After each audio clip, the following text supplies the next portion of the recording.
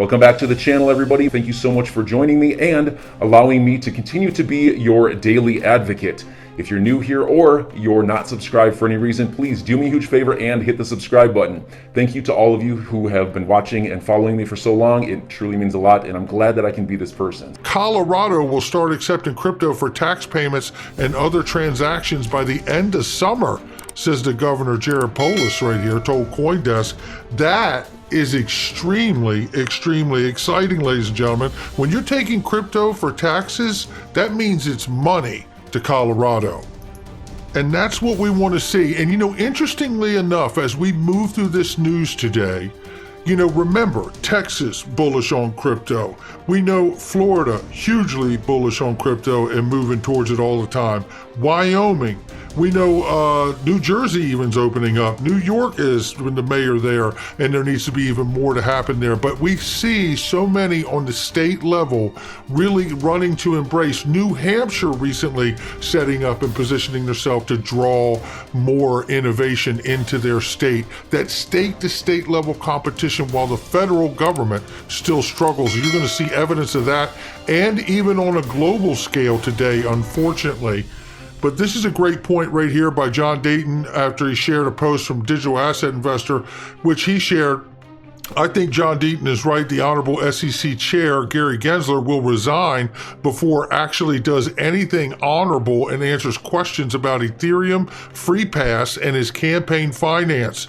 Russia problem, which we know, if you haven't seen it, go to ProCoin News and check out that whole article that's coming to light, because he was, in fact, the CFO for the Clinton campaign, Hillary's campaign in the early days there, and there's a lot of problems going on there that suggest that there's much there that is not over with, I can tell you that.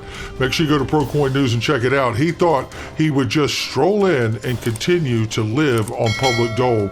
Well, I have to agree with John Dayton here. I have voted and supported Republican and Democrats during my lifetime.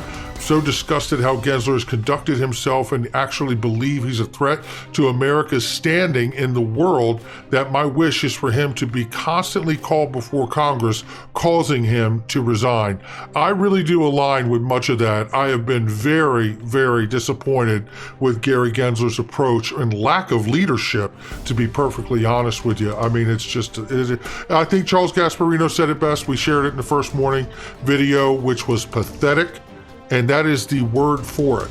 Gary Gensler's position and his leadership and lack thereof is absolutely pathetic. Warren Buffett invests $1 billion into crypto-friendly bank, but I thought Warren Buffett said crypto was trash.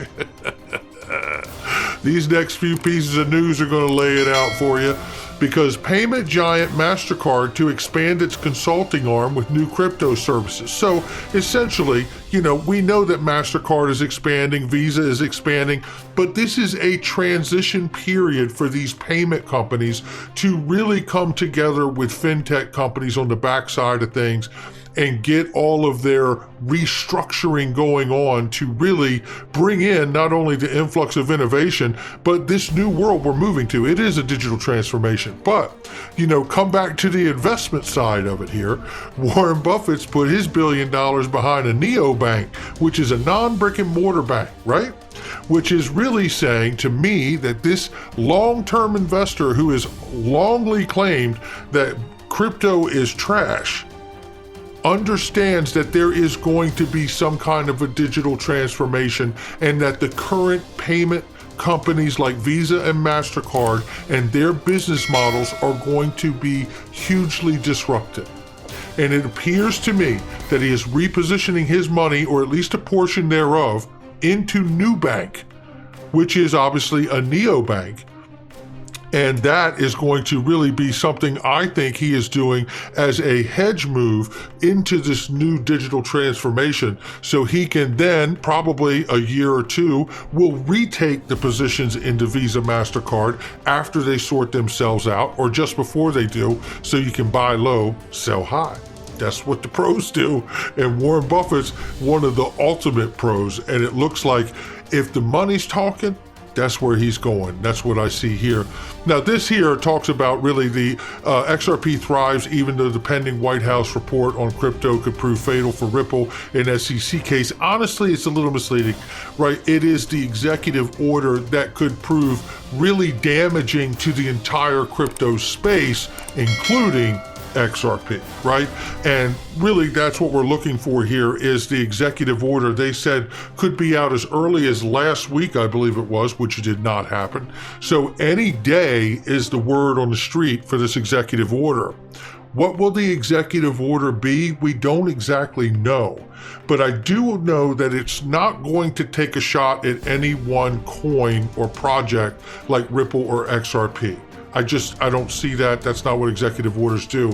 However, my concern is that they are going to really, whether it's the executive order or through some other measure, Congress, they're going to work to make the crypto space broadly digital asset securities. And there will be a great change then. We just don't know how hard they will take it at that point.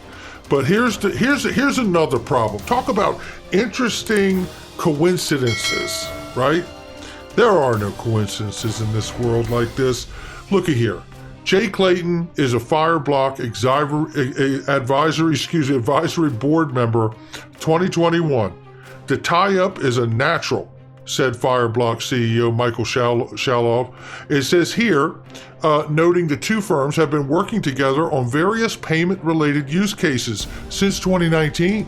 Well, when you go into this, these payment use cases involve stable coins and cross-border use cases with merchants, business to consumer, business to business, so on and so forth. Well, isn't this interesting? Jay Clayton is an advisor on Fireblocks, which is pursuing making crypto and stable coins usage compatible with merchants and cross-border use cases. And Jay Clayton is the guy that decided to sue Ripple, which is pursuing, how about that, cross-border payments too. Well, I'm sure it's nothing, right?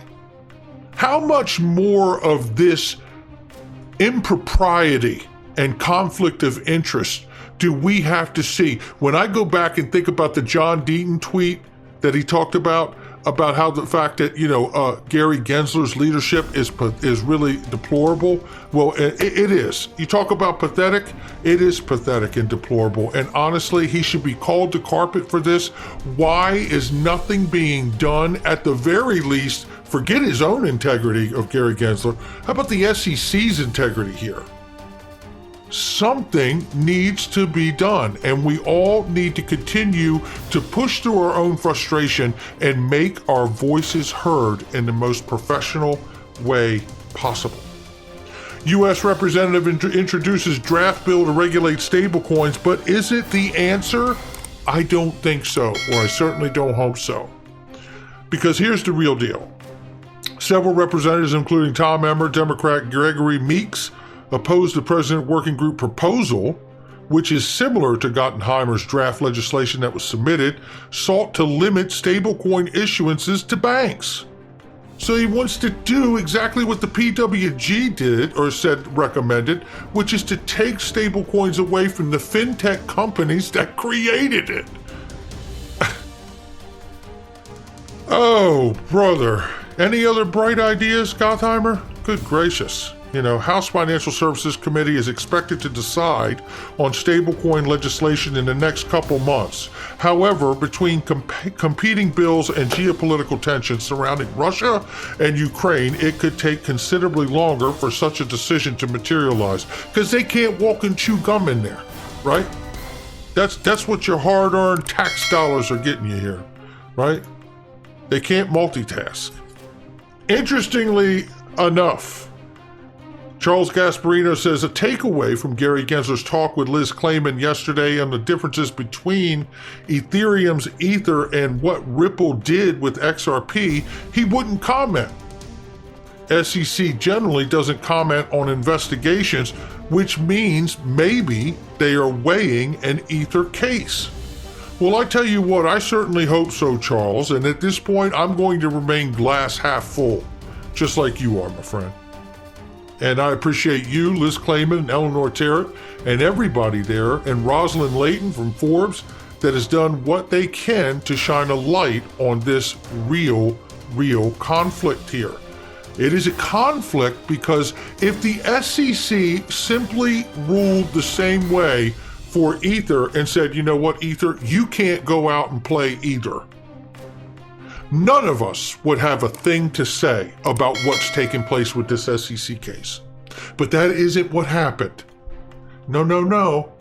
See, Ethereum got special acknowledgement from William Hinman while at the SEC, for which he used "we" a lot to encompass the agency for the integrity of his words being used.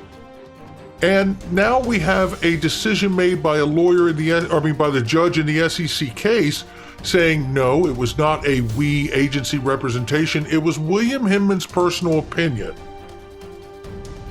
So if nothing else, I hope that John Deaton sues the pants off of William Hinman for allowing him to go out here and represent the SEC, because if he did it as his own personal opinion, then how did he not do it for his own private gain? Because we know that he is involved with Simpson Thacker, which is involved with the Ethereum Alliance Foundation, and that is where they benefited, and he benefited to the tune of at least $15 million. This is what's going on, ladies and gentlemen. While we're waiting for clarity, we're watching Ethereum get the free pass, and no one, including Gary Gensler, doing anything to right the wrong. And while that's happening and they're getting away with that, billions and billions of more dollars are pouring into the Ethereum project because they've gotten that unique advantage. And you tell me how that is supposed to be the way we start this fourth industrial revolution. Not a solution make, I tell you this. Looking right here, I played these the other day, but I want to play this particular clip for you because not only are we having trouble in the US getting on the same page here, and they're pointing out stable coins are systemic risk. We know that crypto in general has been called a matter of national security. But you're about to hear the Financial Stability Board from the BIS, the Bank of International Settlements, the central bank of central banks to the world, say exactly the same thing. Let me set the tone. Here we go. The President's Working Group on Financial Markets recently identified a long list of risks posed by stablecoins. Run risk, payment system risk, concentrated economic power, illicit finance, investor protection, or to state that in slightly fancy, less fancy terms, it found that stablecoins run the risk of helping cheaters steal people's money, financing terrorism, cyber attack, ransoms, and the drug trade, causing a run on the financial system like we saw in 2008, and allowing big stablecoin users to dominate markets and harm consumers.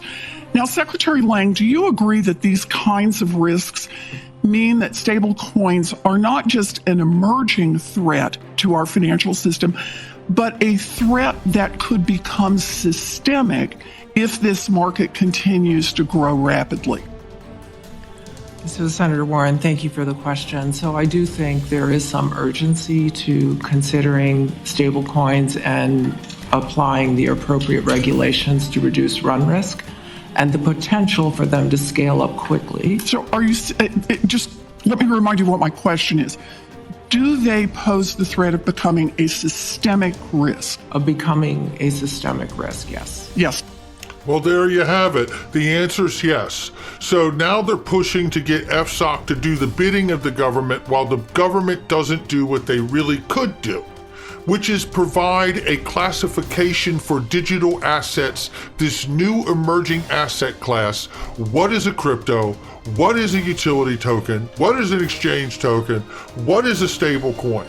But no, they expect FSOC to do all of this with stable coins, systemic risk, which I totally understand, but without an actual legal legislative decision on what actually stable coins are. Now, we all know what they are for talking points, and there's a couple different kinds of stable coins, correct? Yes. But this is what's happening, and it's political posturing, and it makes me sick, and it should you too. We're hedging against U.S. inflation, and the FSB, which is the Financial Stability Board, is calling it a threat. Funded by the Bank of International Settlements, the umbrella group for central banks, crypto could derail financial stability. Are you hearing this, ladies and gentlemen? The United States, the laggard in regulatory clarity, has now got a global body in alignment with it. Listen here, because we're talking about the Financial Stability Board, an international organization that monitors and makes recommendation for the global financial system. Don't believe it, it's still true. Tell me how this is not a grab, globally coordinated effort for the banking institutions and governments around the world to remain in control and power through central bank digital currencies and stable coins, public-private relationship that they will approve of. Take a look right here, because we're talking about this. Cryptocurrencies tethered to value of real assets and decentralized finance, along with crypto trading platforms funded by BIS, the umbrella group for central banks. The FSB is chaired. President Klaas Knot from the Netherlands Bank, I guess is how you say that. If I didn't, forgive me.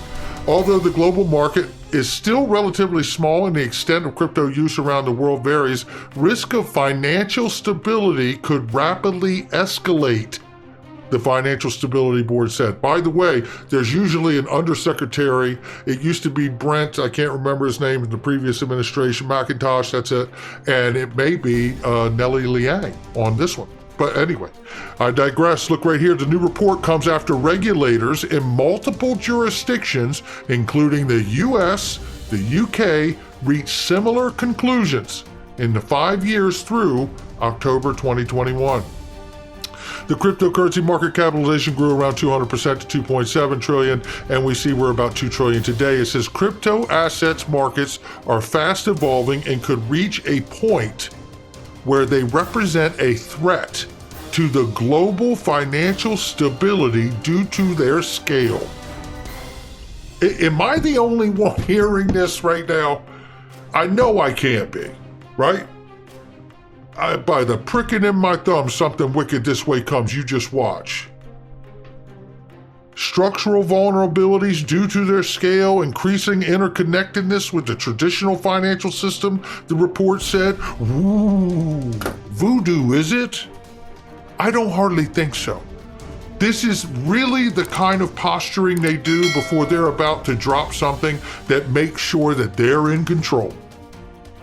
I bet $1 to a donut right here. So enjoy your day, everybody. I'm always here for you. Leave any comments or questions below, and be sure to subscribe. But thanks, everybody. I really appreciate you. Enjoy your day, and I always have your back. So thanks so much, everybody.